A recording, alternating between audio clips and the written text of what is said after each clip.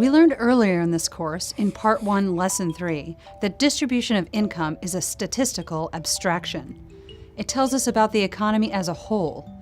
It tells us nothing about the justice of any real exchange. It tells us nothing about anyone's standard of living, and it's not a measure of poverty. For instance, the 2012-13 Gini index was 0.41 for the US and 0.42 for the Democratic Republic of Congo.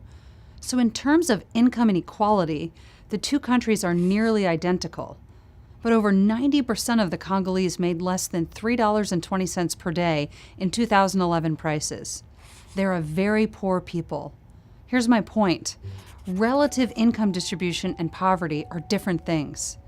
The mean income of the bottom 10% in the US was $13,000 in 2016. If we could offer that to the average Congolese, it would increase their standard of living over 1,000%. So why should we treat income equality as a worthy goal?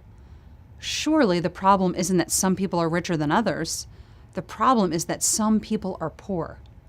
We're weirdly obsessed with equality, even though we're clearly unequal in all sorts of ways. So why believe in equality at all? Concern with equality is fed by the Jewish and Christian roots of our culture. The Bible tells us that we're equal in value because God created us in His image. That's why Thomas Jefferson could write that all men are created equal in the Declaration of Independence. The Christian tradition also says that God will judge us by the way we treat our neighbors, especially the poor. In contrast, there's no basis for equality or charity in the materialist worldview of many Americans and Europeans. So why all the talk of equality and charity?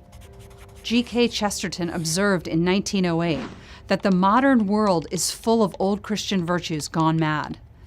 Is our fixation on income inequality a case of Christian virtue gone mad? P.J. Hill argues that our focus on this type of inequality is misplaced. First, as we've seen, inequality measures tell us nothing about anyone's standard of living. The least rich family in a neighborhood of rich families is at the bottom of the neighborhood income distribution. So what? Second, policies to achieve more equality of income create inequality before the law. Laws to redistribute income must favor some citizens over others. Third, such redistribution impedes the creation of new wealth. Why does that matter? Because that's the only way to lift the poor out of poverty without harming others.